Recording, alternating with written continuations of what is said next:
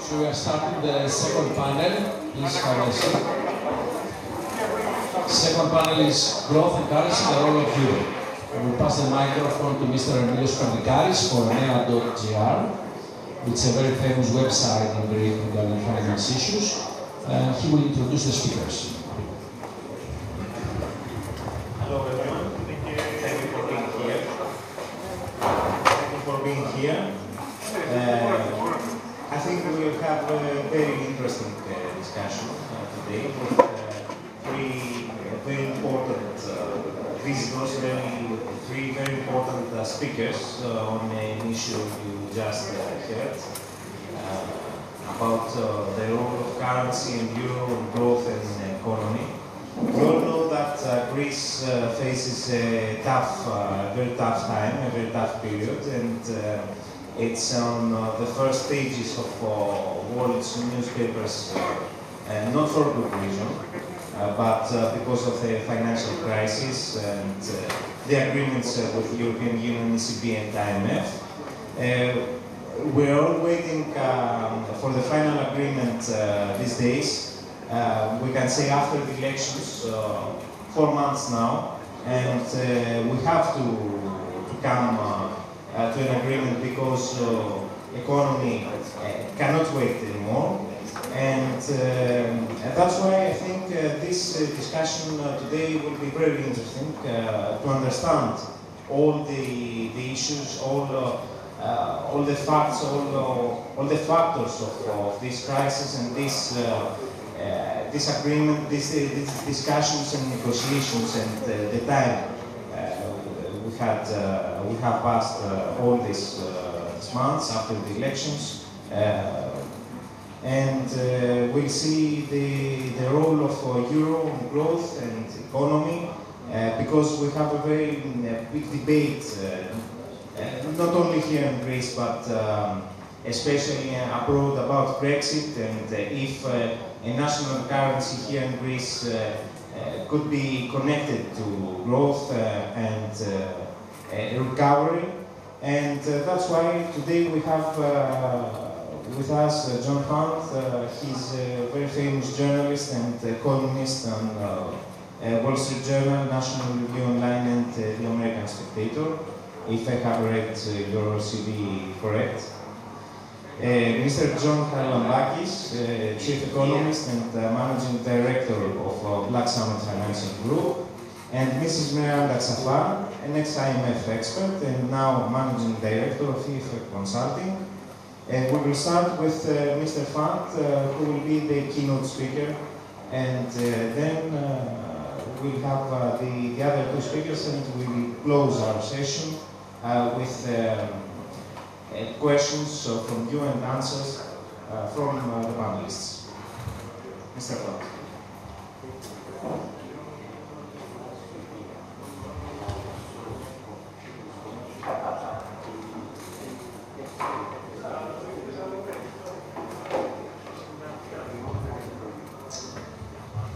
I want to make an apology first.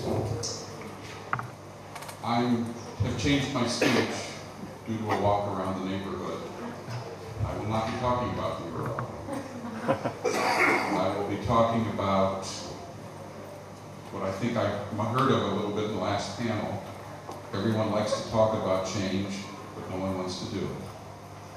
And that's true for all of us. I walked around the neighborhood. I even had a couple of conversations with people. This neighborhood makes me very nostalgic. I grew up in Northern California. I think you have a very nice version of Berkeley here. It is very colorful. It is filled with people who like to say they're radicals. But I have had conversations with a couple of these people, and I've certainly read a lot about what people in this neighborhood think, including the ones who chased their finance minister down the street recently. And no, I'm a radical. But there are two kinds of radicalism. Radicalism that works, because it gets to the root of problems. That's the Latin definition of radical, to get to the root, the fundamental nature of a problem. and poseur radicalism, fake radicalism, which really masks the desire not to change, the desire not to experiment, the desire not to try a new paradigm. In other words, radicalism that is really reactionary. It reacts against people who want to change the status quo. The problem is the status quo in Greece has a definition called the mesmerism. And people who pose as radicals, but really are reactionaries trying to defend and discredit the status quo, meaning the mesmerism, do not do justice to the word radical. The previous speaker, Ms. Philly, said something very important. It's an old saying, not original, but it's very important. This crisis can mean opportunity. Well, I'm here to tell you why Greece has to turn this crisis into opportunity. If you don't, frankly, you will be left behind, and you will be left in the dustbin of history, and no subsidies from the European Union, and no bailouts, and no charity, and nothing else will restore Greek pride, Greek entrepreneurship, Greek innovation, Greek success, of which you've had much in the past. As I've mentioned before in Thessalonica, and other speakers have mentioned, Greeks are successful everywhere they go in the world. There are 7 million Greeks in the United States. There are 800,000 in Canada. There are 800,000 in Australia. There are 500,000 in Germany. There are almost as many Greeks overseas as there are in Greece. And everywhere they go, they are incredibly successful. They have been successful here, but not so much lately. So it's not the blood that's the problem. It must be something in the situation. And I submit to you that unlike those countries where the Greek Americans thrive so dramatically, here you have a situation where the special interests, the elderly people, the civil servants, the bureaucracy, the corporate statists, the crony capitalists, have selfishly created a Greece for them, and they've excluded average people and middle-class people. And now you're paying the price for their selfishness. John Catsimatidis is a Greek American who was born, I think, on the island of Naxos. He emigrated with his family as a young boy to the United States. He started with nothing. Now he runs the Red Apple supermarket chain in New York, the largest supermarket chain in New York City. He owns many other businesses. His company is the 95th largest private company in America. He is worth 3 billion euros. He has 8,000 employees. I interviewed him before I came here because he loves Greece. He cares for Greece. He has been here many times. And he said to me, the problem in Greece is that people aren't angry enough at those that have stolen from the country, and there needs to be a revival of Greek patriotism. What does Greek patriotism mean? I don't think it means finding monsters overseas to blame for your problems, retreating to a narrow form of nationalism, and you know political parties that try to do that. I don't believe it means automatically blaming bureaucrats in Brussels, although believe me, they have made many mistakes, and they have not served you well. And yes, the Germans and the French violated the Maastricht Agreement, giving your previous governments the green light to violate the agreement. I don't believe in blaming bankers in Zurich or London. I don't believe in blaming a foreign country whose troops were last in Greece 74 years ago. I think those are distractions. I think you have to find those elements in your society that have selfishly plundered your country, and also look in the mirror and realize that you allowed them, through your indifference or your failure to act, to do something about that. So what does patriotism really mean, or should mean? We are told 65% of Greece is directly or indirectly part of the state or tied to the state, and then it's impossible to change that number, impossible to have a larger space for private use, for innovation, for entrepreneurship. Well, let me give you an example of when a crisis was used as an opportunity. Almost everyone in the world admires Franklin Delano Roosevelt, the American president who helped defeat fascism and saved the country in World War II. But there's a little-known story about Franklin Delano Roosevelt, and I can document every part of this. After Pearl Harbor, after our fleet was destroyed in 1941, he gave a speech in which he said, "Families hit by disaster realize they have to reassess their situation and change the circumstances. We must change our government. We must build more tanks. At the same time, we must have fewer bureaucrats." He shifted government resources to the military. We had to win the war. He shifted government resources away from the bureaucracy. Between 1942 and 1944, he cut non-defense spending by over 23% in 2 years. Real cuts, not inflation adjusted. Among the programs that were limited entirely were every single one of his own creations from the New Deal that he had created to fight the Depression. He abolished the Civilian Conservation Corps. He abolished the National Youth Administration. He abolished the Work Projects Administration. In 1939, those programs had represented $1 out of $8 in the federal budget. Within a year of Pearl Harbor, they were all destroyed, gone, vanished, because we had to fight a war. There was a crisis. In order to get the resources to fight the real enemy, the Nazis and the fascists, he cut 1/8 of the government's budget overnight, because it was his patriotic duty to do so.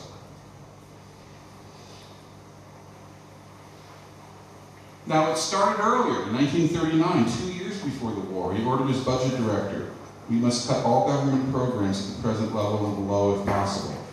This administration will never undertake any new programs, even if laudable ones." He kept his word. He was not the only American president to do this in a time of crisis. Harry Truman acted with equal decisiveness after the Korean War began in 1950, and Greece had a role in that war, which Korea appreciates to this day. In just 1 year, Truman and a Democratic Congress cut non-military spending by 28% in 1 year. Because it was the patriotic thing to do. It required dramatic action. Well, I think there are many things that Greeks have to do to be patriotic today. Obviously, you should examine your government programs because they have not helped the poor, they have not prevented this crisis, they have wasted a great deal of hard-earned money. But you also, to be true Greek patriots, have to support the rule of law. The rule of law is the most fundamental thing that creates success and prosperity in a country. What is the rule of law? It means a level playing field where every citizen, as much as possible, is treated equally before the law. Now, no country is perfect. I can give an entire speech of 3 hours on all the problems we have with the rule of law in the United States. So I'm not speaking to you from any elevated position of superiority. We have many problems. But the rule of law in Greece is even more damaged. It has been damaged by every political party that has held power. Your judges are not always impartial. Your judges are not always independent. Contracts sometimes are enforced, sometimes not enforced.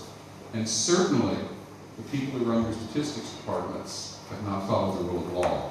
They followed the rule of fantasy, imagination. Now you have a new government, fake radicals, who really are reactionaries, because all they want to do is keep the status quo and the mess you're in. And you have a government that is tarnishing the reputation of Greece abroad. The New York Times, your finance minister just the other day said, "Oh, I tape recorded the meeting of all the finance ministers that I met with in Riga. Oh, how wonderful." Well, I can tell you right now having had contacts in Brussels. Brussels has 2 words for your finance minister, and they're not happy birthday. A leading aide to Chancellor Merkel has said, "We have met your Greek government officials." Now, Janusz is different. He's actually intelligent, if reckless. But we've met your Greek government officials. You could walk through their deepest thoughts and not get your ankles wet. So, your fake radicals have tarnished your image. You already had government officials who had abused your trust by lying to Brussels about your economy, your statistics. Now you have a finance minister who says, "I'm taping people." My word, what if Edward Snowden discovers that he's an NSA agent secretly? I mean, you don't want a new bad image for Greece, a new slogan, "Beware of Greeks bearing tape recorders." So you have problems. This is why you have to rise up as one. Forget political parties. They all have stains on their hands. There needs to be a national revival. Crisis must be turned into opportunity to fight for the rule of law. Every political party should be asked, will you enforce the rule of law fairly and equitably? Or will you use this anti-corruption rhetoric you have actually as a political weapon to punish your enemies and reward your friends, to ignore prosecutions from people you like, but to pursue prosecutions of people you don't like? You can make a difference. Throughout Europe, we have seen popular movements rise up and force politicians to change, and force politicians to establish more of the rule of law. You know, after the communists fell in 1989 and 1990, the Baltic states realized they have no credibility, they have no existing judicial system. They went to Estonian Americans, Estonian Canadians, Estonian Britons, Estonian Germans who had fled the country. And they said, "Come back and help us build our institutions." They set up arbitration panels where people who had contract disputes or companies that wanted assurance that their assets would be protected could argue not before a court, because they didn't have courts that were not Sovietized, but instead before private arbitration panels run by former judges who spoke Estonian.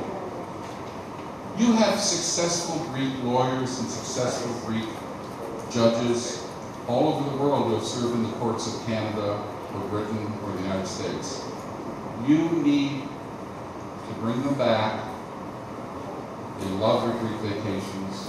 Set up arbitration panels that will give people confidence in the rule of law, not for criminal law, but for commercial law.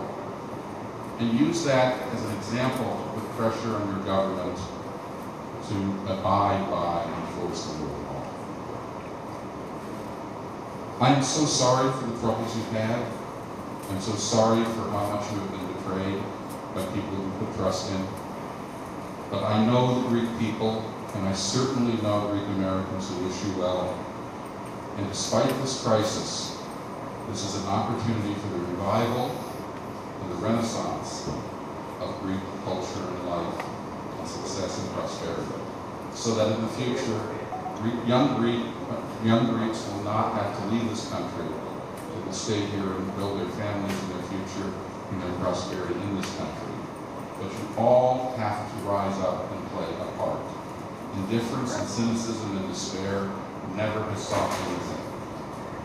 But if you act together, you can solve anything. Thank you.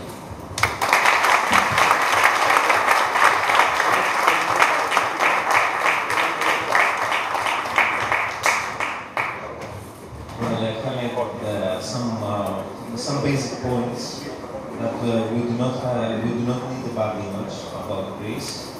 We need to show new patriotism and stay in Greece, invest in Greece, in human resources, human capital. Yes, that's the idea, I think, of your speech. Now, Mr. Haralambakis, you may have the floor.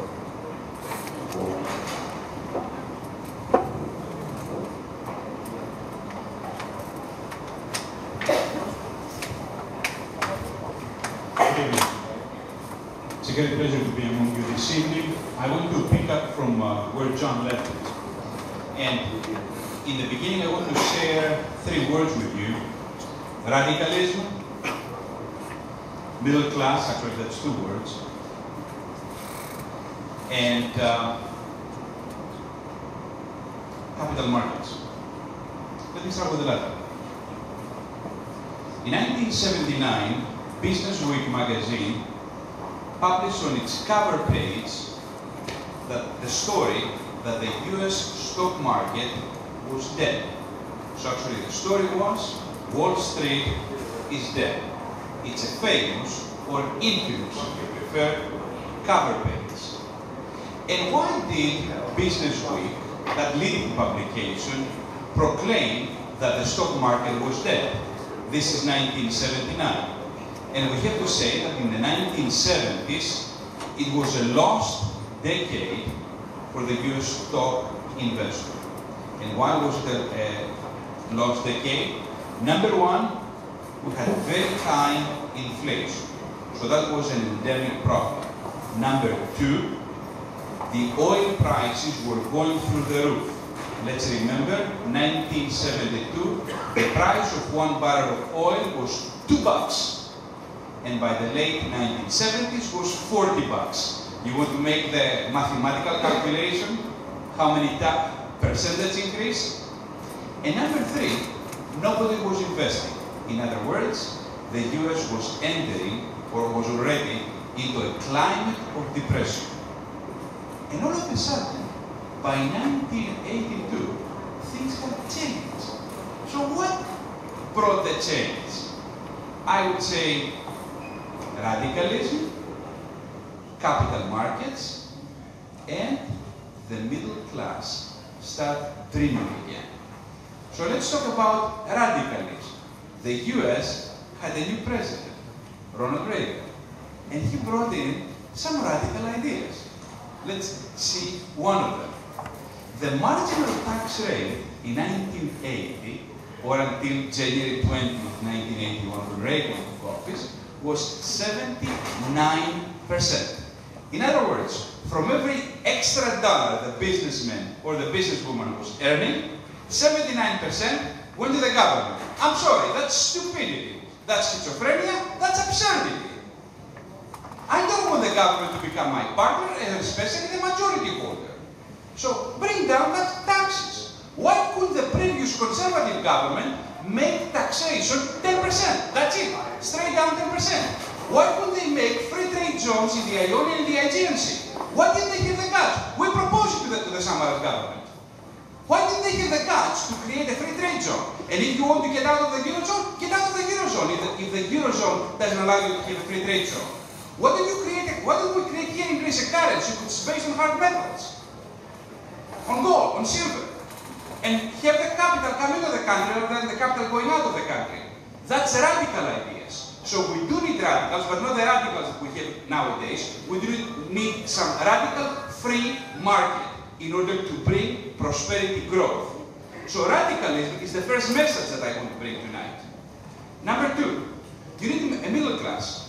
And actually, in 2008, with some colleagues, we started examining the concept of the shrinking middle class in the United States. Because the unfortunate thing is that the middle class, not just in the US, but around the globe, and especially let's talk about in this country, the middle class is shrinking. And you cannot have democracy, now I'm talking about politics, unless you have a middle class. Think about a developed country. Take France, take Germany, take England, take Greece, take the United States. Every country that has democracy, as a prerequisite of the democracy, it has to have a middle class. So, unless you have a middle class sustaining and growing, eventually you're going to lose democracy. Take Iraq, for example. How could we have democracy in Iraq unless we have a middle class? It doesn't work. So we started wondering among ourselves, what creates and sustains a middle class? And we found out, and actually we did an empirical study, we used for the first time in economics, at least in our limited knowledge of things, vector machine called the support vector machine. Originally, we took only the 14 countries. We collected data for several decades on those 14 countries. Eventually, we made it for 110 countries. And we found out that you need some basic infrastructures to create and sustain a middle class. And the first basic infrastructure is where John said, it's the rule of law. Unless you have rule of law, there is no chance you can have any growth. The second is some basic physical infrastructure. Like what? Oh, you need to have roads, you need to have water systems, you need to have sewer systems. The third type of infrastructure is what we call social infrastructure. You need to have an educational system which is not government run, and that educational system eventually educates, doesn't create technicians, but educates.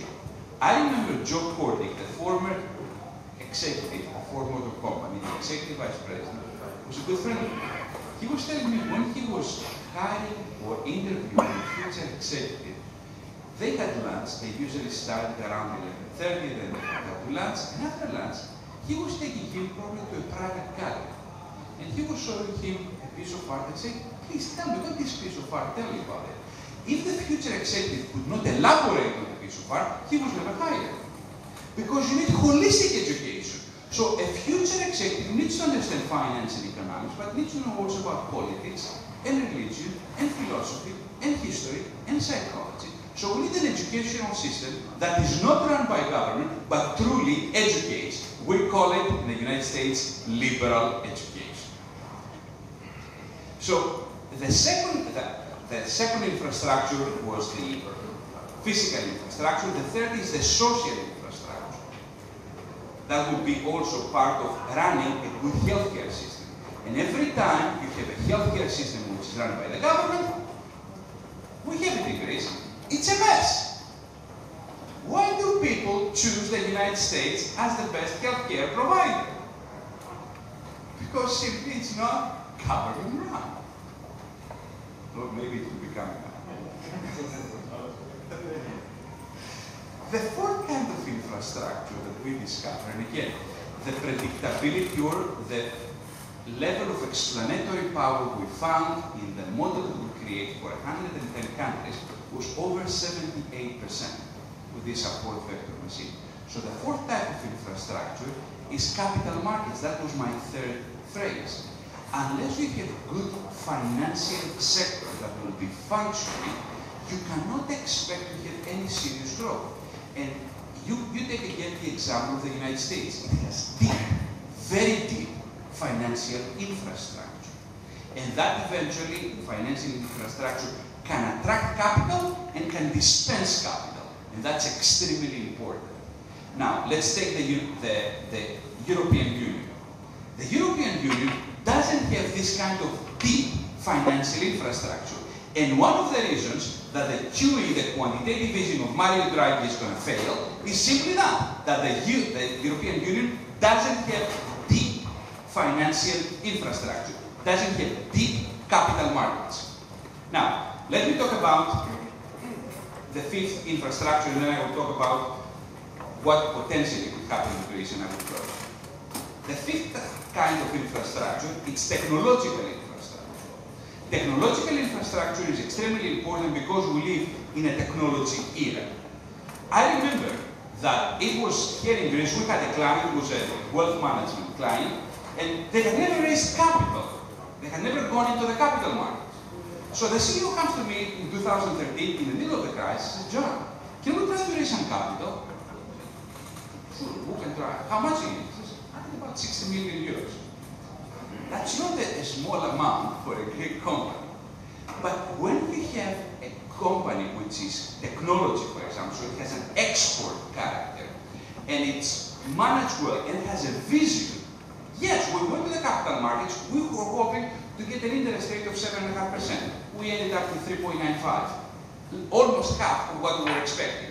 Why? Because you have a technology sector, you have an export orientation, you run it well, and you can eventually raise the capital. Now, let's talk about Greece. I will go, since we have the capability of just looking, I will only look at this, and I will close. If Greece defaults, and there are some chances, what would be a chance that Greece will default? You know, the Institute for International Economics today, for example, just a couple of hours ago, published an article, we are headed to a Greek default. I would give it a chance of about 25%. The question is, do I get on a plane that has a 25% probability going down? Probably not. Even if I have been on a plane that caught on fire, the story, I sat down, I was sitting on the exit row. I can smell very well, so when we took off after 10 minutes, I smelled fire. I turned to the gentleman next to me, I said, I smell fire. No, everything is fine. Within 10 minutes, we could not breathe. The cabin was full of smoke. So I was hoping, flying Cincinnati, New York, I was hoping, and that he's going to do first dump the fuel and then do an emergency landing. He announces, I have no time to do to dump the fuel. So it was like the moment I had to say my last prayer, I'm done in the next few minutes. We ended up landing safely, he ended up landing safely, and I had to take out the door. I took out the door, I was sitting at the exit door, and I started yelling at people, get out, because that's my responsibility. You know what they want to do? They want to pick up their briefcases. This is called stupidity. And that's exactly what is going on in the European Union right now.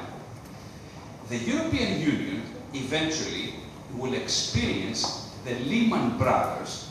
Lehman Brothers was the main, earthquake in the United States and around the globe in financial markets, if Greece defaults. So I think that the current government of Syriza is playing a game.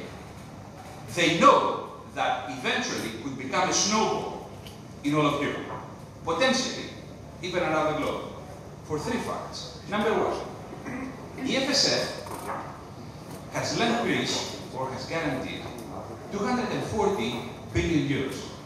That's a lot of money. If Greece defaults, somebody needs to make up the difference. And that somebody will be the government of Italy, the government of France, the government of Germany. Everybody needs to contribute. That's a lot of money, even for Europeans.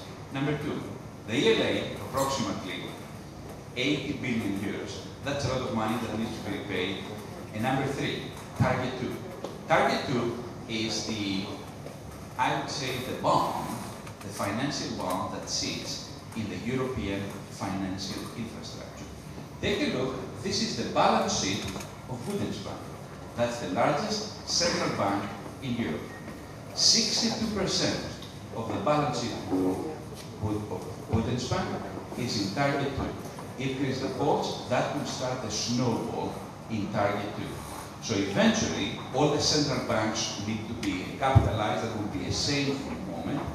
And the question is, do we have any possibilities of creating growth? Yes, if Greece eventually chooses some radical liberal reform that can create free trade zones throughout the islands, cut taxation significantly, radically, dramatically, and give incentives to entrepreneurs to start new businesses. Thank you.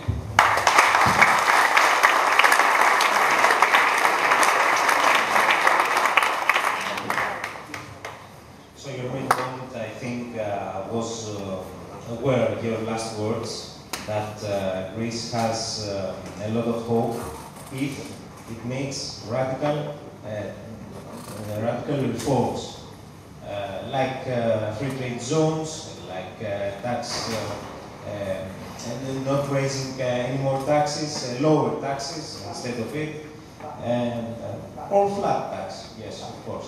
It's a big discussion. There is a big discussion about that because the previous government have told about yes, maybe before the crisis, before 2009, but also some other government talked about flat tax, but we didn't see any flat tax.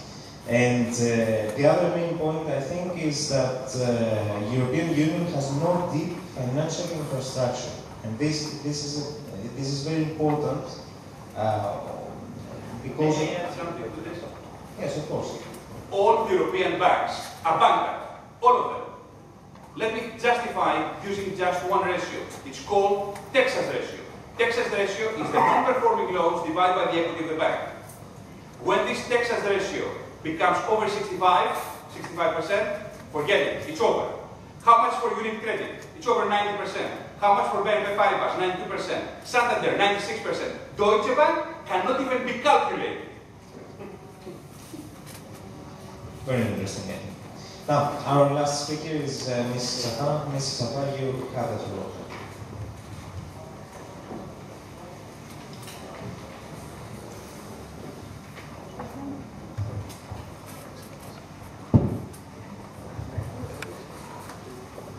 Since the euro is the topic of this panel, I decided to talk about the euro. But before I do that, and more specifically, I will talk about Brexit and its consequences. But I would first like to make a few comments on where we stand in the negotiations on concluding the review and negotiating the new bailout agreement. The Syriza government came to power by promising two incompatible things. The first was to end austerity and implement a 12 billion social benefits program. And the second was to keep Greece in the euro area. The two are incompatible. And now, unfortunately, the government is caught up in this contradiction. It has very quickly used up all the goodwill of the European partners and the other creditors due to its dogmatism, its careless statements to the press, and its incompetence. And now it finds itself caught within its red lines. It says it does not accept any cuts in wages and pensions, but cannot explain how the deficit of the pension system will be funded. It says it doesn't want any privatizations except for a few that are underway and that will be modified. And it doesn't want any labor market reforms. So we are now coming very close to the point where the Greek government can no longer fund itself. And every day that passes brings the country closer to a disorderly default and eventually to Brexit. Already, members of the Syriza party are openly talking about a return to the drachma. They are talking about Brexit. But Brexit is not going to solve Greece's problems. First, it will make the debt impossible to repay because the debt is denominated in euros, and if the country returns to the drachma and devalues the drachma, in theory to gain competitiveness, it will be clearly unable to repay the debt. But also, it will fail to improve competitiveness, because Greece's competitiveness problem is a function of regulatory barriers to competition, restrictive labor practices, and red tape that increases the cost of doing business in Greece. Greece ranks 61st in the ranking of the World Bank's Doing Business report. It has indeed improved its ranking in the past few years, but it's still at the bottom of the euro area countries. And in some areas, its ranking is abysmally low. In the areas of registering property, resolving insolvency, Greece ranks below 100. And enforcing contracts, which is so important when you're trying to attract investment and create an environment conducive to business investment. The question is, can Greece's sort of post-Soviet economy deflate itself into competitiveness? And the answer is probably no, because you have a lot of rigidities that prevent the adjustment process from working. Wages in Greece have declined by about 20% in the past 3 years, but prices have hardly declined by 3%. And that has something to do with oligopoly power and lack of competition in the markets. So 5 years into the crisis, we are still debating whether the non-prescription drugs can be sold by supermarkets, not just by pharmacies. This is where the growth-oriented reforms come in that no government has so far embraced. Because there is so much clientelism in the Greek political system that politicians are used to vote buying, distributing favors in exchange for vote buying. 5 years into the crisis, we're still talking about opening up the professions. Greece is the most highly regulated country in the OECD, with the government setting profit margins and remunerations in a number of professions, not just in pharmacy, but also lawyers, engineers, accountants, etc. Also, licensing requirements impose barriers to entry, as is the case of Turkey, for example. And until recently, labor contracts set wages on an automatic pilot due to seniority clauses that are completely unrelated to productivity, competitiveness, or profitability of the company. So no amount of devaluation can ever get rid of these distortions. For a country that has lost access to capital markets, austerity is not an option. It's a necessity in order to regain creditworthiness. And this is what this government seems to be unable to understand. They thought that because they have a democratic legitimacy of having been elected on the platform that they got elected, that other European parliaments would just hand over the cash they needed to distribute 12 billion euros worth of social benefits. A return to the drachma would absolutely not alleviate the external constraint. It would do the opposite, because no one would internationally accept drachmas. So Greece would only be able to import if it exported and earned foreign exchange.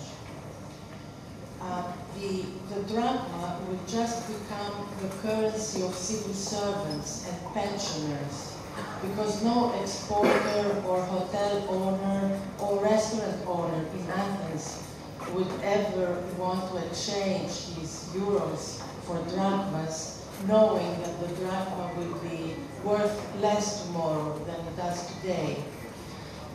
So we should definitely try to avoid this, not least because if the people are going to be hurt the most is the low-income people who do not have inflation-protected assets.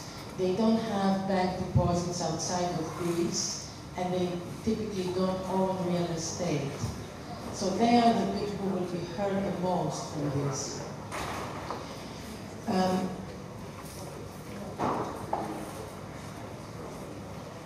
Greece has been run by a political elite that has been just distributing favors in exchange for votes. If you give this political elite the printing press, it will just go back to its old ways of distributing benefits and money in different forms. And so ideally, you don't want to give them the means to do that. You want to keep the country in the euro. And I hope we can achieve that, even though I'm getting more and more pessimistic that we can do it. Thank you.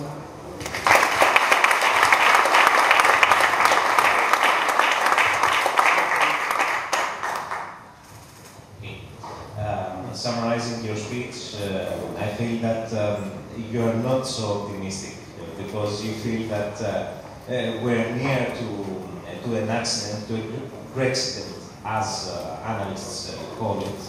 And I remarked that you said austerity is a necessity. Many people and many analysts do not think that. And it's, I feel it's a little controversial about all negotiations and discussions and about Greece's future when we have to recover from this crisis. Maybe now on the round of questions we may discuss about how we can achieve recovery and development with this austerity, you say. So we have 15 minutes for questions, and I feel that we can start directly. Anyone from here? Thanks. This is a question for the last speaker. I have done some reading online about different economists' view that there is in fact a certain business lobby that would prefer the drachma to come back. And I'm not sure who exactly this is, so if you could perhaps explain who in Greece would benefit from a drachma and what it would mean for the economy, that would be very helpful.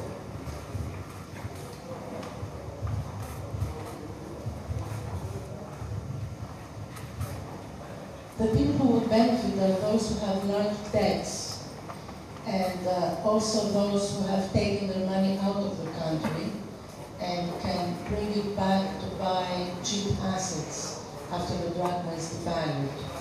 That is who would benefit. And as I said in my presentation, those who would lose the most are the low-income people who don't have inflation-protected assets, like foreign bank deposits and real estate. Let me ask you something about this issue. Do you feel that these people are businessmen, are investors? Who they are?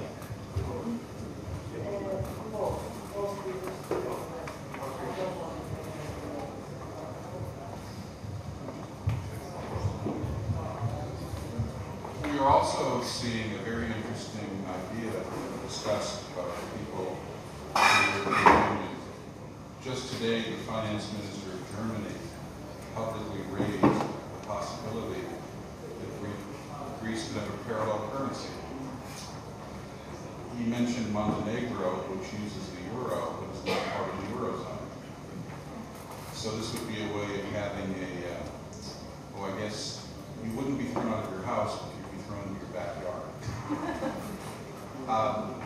Clearly, there are a lot of people in the eurozone who don't know what to do.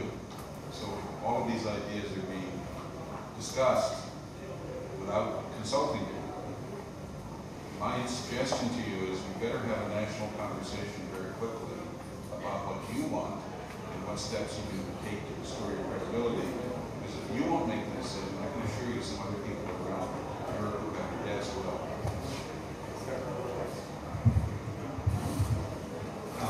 I'm not a fan of the euro. Certainly I'm not a fan of the drachma. I think the euro is the most dysfunctional currency ever invented on planet Earth. Let me justify it by using a couple of examples or a couple of justifications. Number one, we were told that we know that the eurozone is not an optimal currency area. And I don't want to lecture what an optimal currency area is, but eventually we will become an optimal currency area. 15 years later, we're still waiting for the eurozone to become an optimal currency area. Number two, it created so many dysfunctionalities within the eurozone that gave disincentives eventually for the harmonization of monetary policy. And at this point, eventually, you had several countries, especially in the south, which were over-leveraged, and over-leveraged not only in the public sector, but also in the private sector. And we all know that when we become over-leveraged, eventually we become slaves to debt. And who wants to become a slave? No. But eventually, Italy and France, I'm sorry, it came to France, of course, Spain and Greece, they're slaves to debt. And that was created because without having an optimal currency area, we tried to implement and force upon the people a common currency. So right now the euro has become an idol and we are worshipping at the altar called euro. It has become an end to itself. In 1913, and I'm not justifying that they did the right thing, that's another story, but in 1913, the US decided to establish a central bank. The US didn't have a central bank until December 1913. But at the moment that they established a central bank, they established federal income taxation. Because the purpose is one entity issues a bond, the other entity buys the bond. Who is the euro entity that issues one euro bond on behalf of all the states? And then you have a central bank to buy the bond. This kind of system doesn't exist in Europe. And that's what I was talking about, that Europe doesn't have, the Eurozone, deep financial markets. So eventually, euro is a dysfunctional currency. The sooner it dies, the better we're going to be off. Put him down as undecided. I think it's a very vivid panel, and we have some interesting but controversial to discuss. Next question.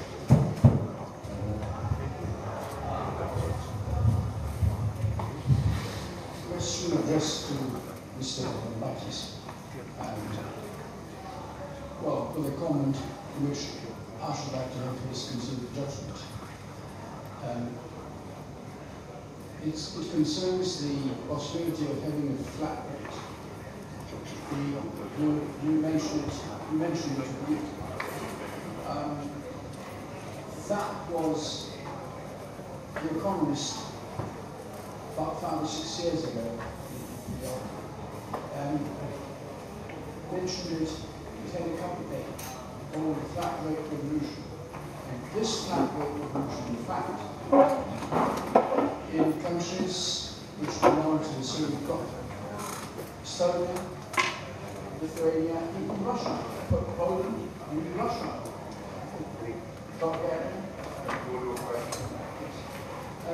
Well, this, to my mind, suggests that there was a certain revolution, institutional revolution, refoundation of the state, as a condition to have a flat rate revolution. So, no state has ever dared, not in the UK, not ever in Europe, to have a flat rate.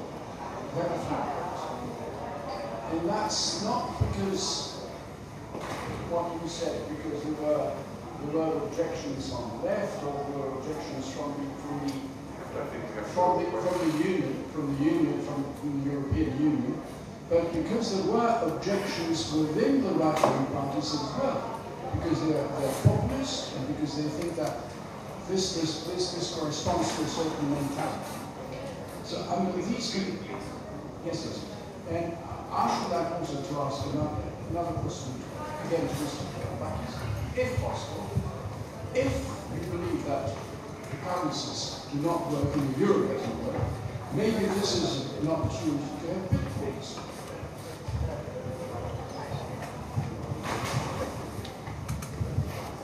Let me start with the latter. I'm all for currency competition. So I'm all for a dual currency at the same time, and let the market decide which is the better currency. So why don't we circulate gold currency? Why don't we circulate drachmas? Why don't we circulate bitcoins? Why don't we circulate at the same time dollars? Why don't we circulate euros and let the best currency win? The best currency. That's what the free market is about. Let's circulate your own currency with your own name, and if it's accepted by the market, I will use it. As far as taxation, certainly, when we proposed even to the Samaras government a flat tax, especially even for geostrategic reasons, in the Aegean Sea, free trade zone, no more than 10% tax rate for corporations, certainly that would imply that Greece needs to get out of the Eurozone.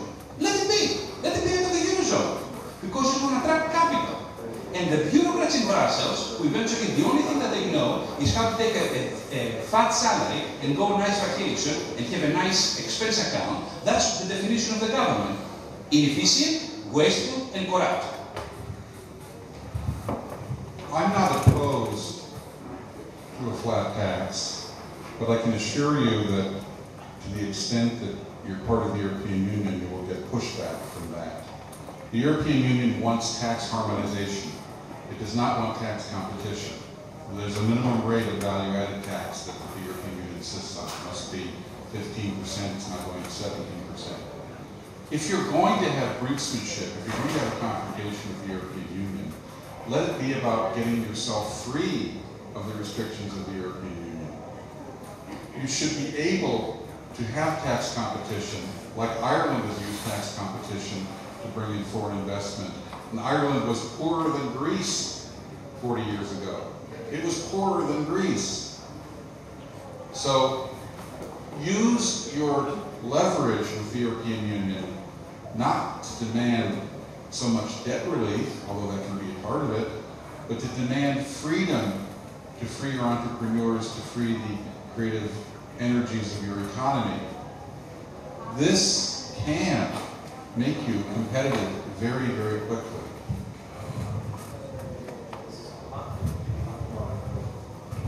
So, let's proceed to the next question, please.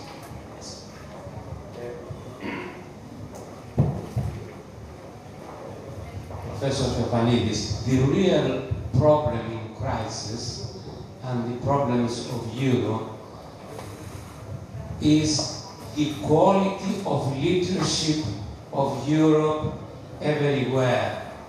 And of course in Greece. The question to you, is Europe or Greece governed by the wisest men and women of the country? I'm sure the question, you know, if you have a crisis, you don't have good leadership. You have problems in Europe. The name Euro, by the way, has been invented by me. 40 years ago in the Times, I established the word Euro in order to avoid the other stupid word ECU, European currency. I put this in the floor in order to see it. So please, the basic question, the quality of leadership. Who wants to comment on this?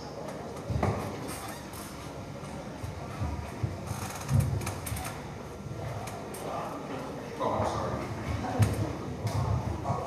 I'm going to say something very controversial. If you're going to wait for the best leadership to run your country, you better wait a long time. Because anyone vaguely intelligent will not run for office in this country.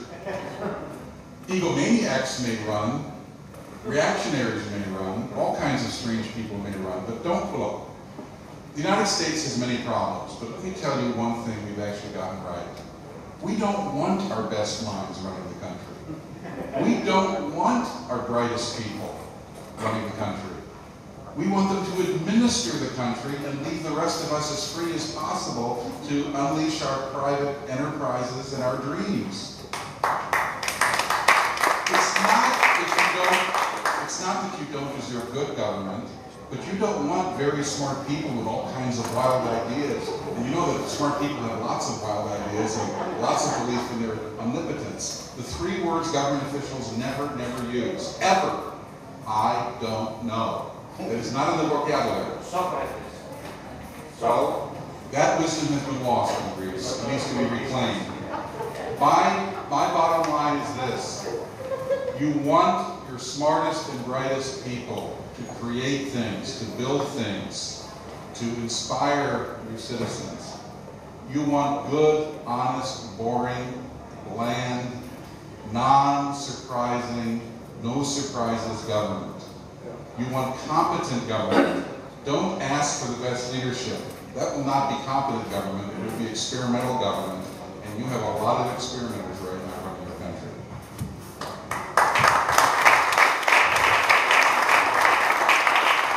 I will remark that everyone knows everything. Don't do not say I don't know. I will say the 3 words, I don't know a lot. Great. I do know they know less. Anyone else from the panel to comment on this question? Another question, please? The last one, yes. My understanding is that the public opinion of Europe is probably in favor of Greece leaving the euro. Do you think that the political elite of Europe is getting tired with Greece and its politicians and also with its people that are actually choosing their own politicians that are not doing the right thing?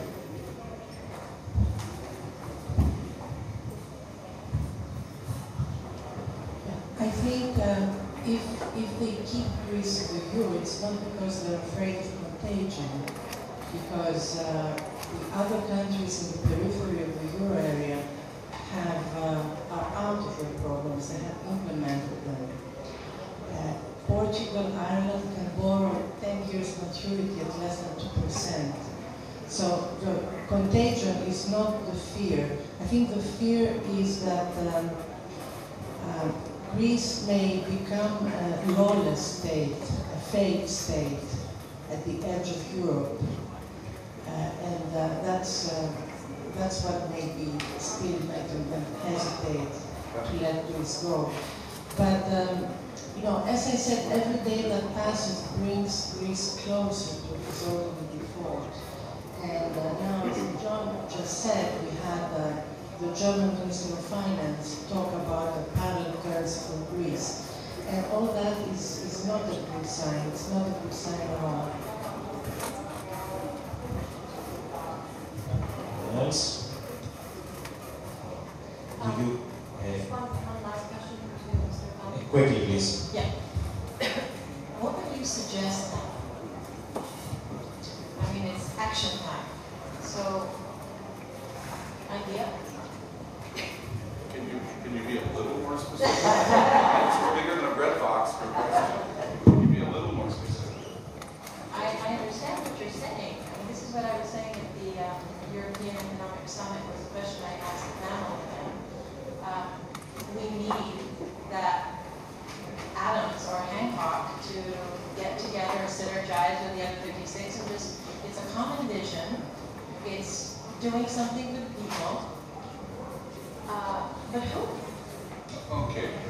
First, I don't know. But I will guess. The answer is not to wait for great leaders to come. They may come, they may not come. The answer is each of you to become citizens in the best sense of the old Athenian word, to take on the responsibilities of citizenship and demand of all political parties certain things. Fiscal common sense, no experiments, the rule of law. You can demand these things. You can say, we work together with all political movements. We all agree on a couple of things. We want honesty and integrity and people treated equally in government. That is something that can appeal across the entire political spectrum, with the possible exception of certain elements of the current series of government. But they are going to be repudiated at some point. I would be surprised if they're in office in a year or 18 months. I would be very surprised. Something will replace them.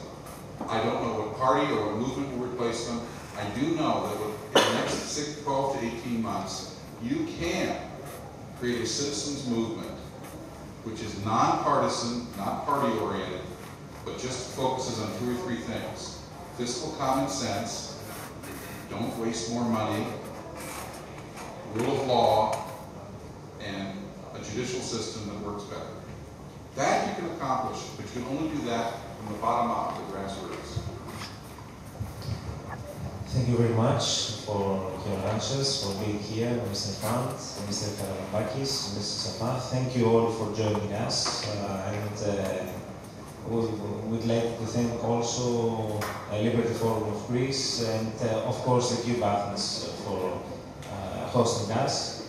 I hope that this was a very vivid and useful discussion.